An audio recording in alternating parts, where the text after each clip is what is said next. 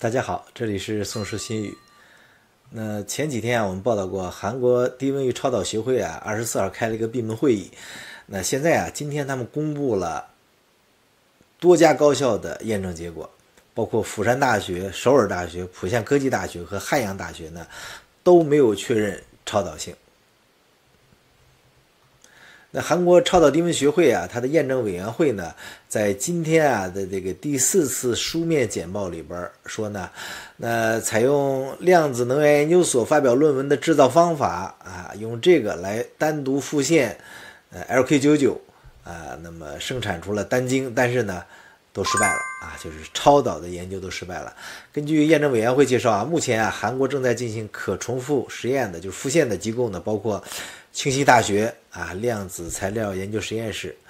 高丽大学的超导材料与应用实验室，釜山大学的量子材料实验室，首尔国立大学的复杂凝聚态研究实验室，以及成均馆大学量子材料超导研究中心。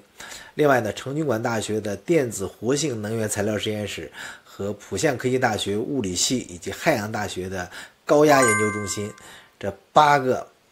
机构都参与了 LK99 复现的研究。目前来说呢，汉阳大学、浦项科技、首尔和釜山大学都声明没有发现超导性。那汉阳大学的研究所这个用 LK99 的论文的这个复现方法制造出了样品，确认它的特性呢和 LK99 论文里边相似。那这个研究所表示这个结果和印度阿瓦纳他们研究所和中国东南大学的那个论文是相似的。不过呢虽然这个电阻变化很快，但这个研究机构称电阻力到了103欧每厘米的水平，比导体呢更接近绝缘体，磁化率也不同于超导体的特性。那首尔国立大学它的凝聚态物理中心根据 LK99 论文呢也制作了一个复现了 LK99 样品，表示呢他们做的晶体结构和 LK99 的论文上的是略有不同。那首尔国立大学透露随着这个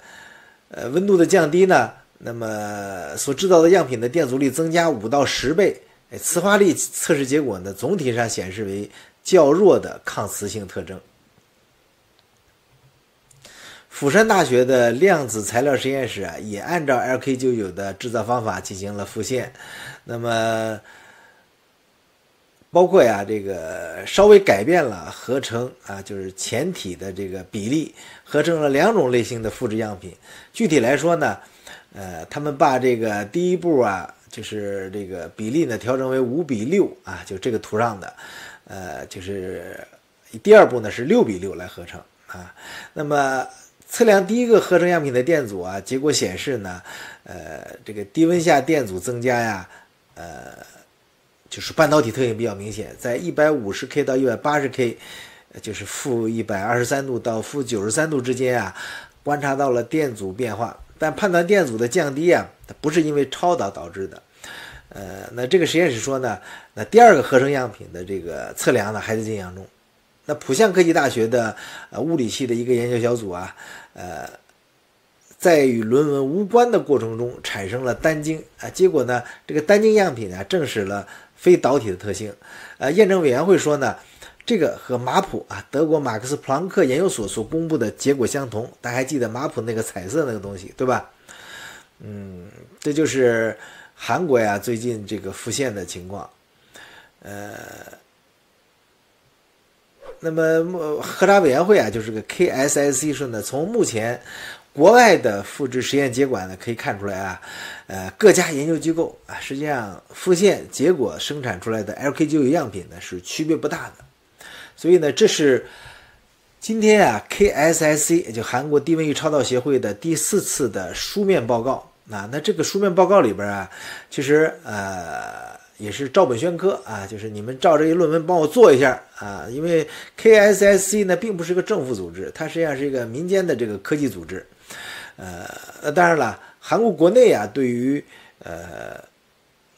就是大众这个对于这个复现其实保持的这个热情并不是很高不像中国大陆。那当然了，韩国的一些媒体对这个问题呢还是比较有意见的。他们有意见在哪儿呢？就是说不够积极。这是推特上的一篇文章，就是他说呢，就是 KNL 啊再次对这个就是这低温协会对 LK99做出负面评价。那么另外呢，他们说呢，一些报道呢是带有偏见的。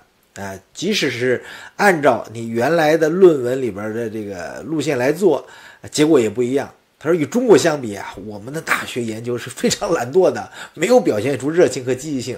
那下边这句话，就图片上面这句话说呢，说中国大学特别重视这个超导现象，发了很多视频，就包括各种各样的手搓 LK99的视频。但是韩国呢，就没有人网上发这东西，只是说不是所以咱们就是韩国自己的大学到底做的好不好，那也不知道，你没发那就不知道了。所以呢，他们觉得呢，韩国大学可能在这方面缺少必要的热情。确实这是刚才我们看到的韩国的几所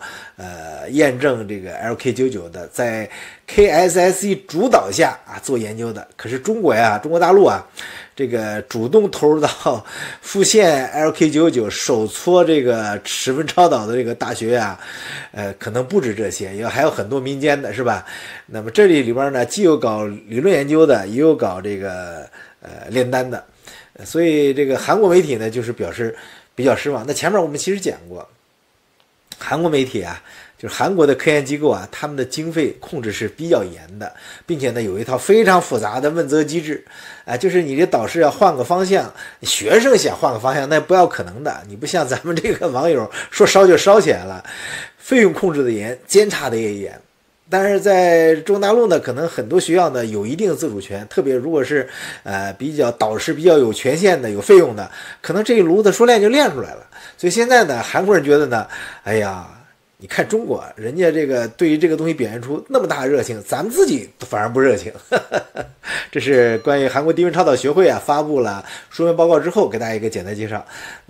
您有什么看法呢？欢迎在评论区留言。那谢谢大家收看，咱们下次再见，拜拜。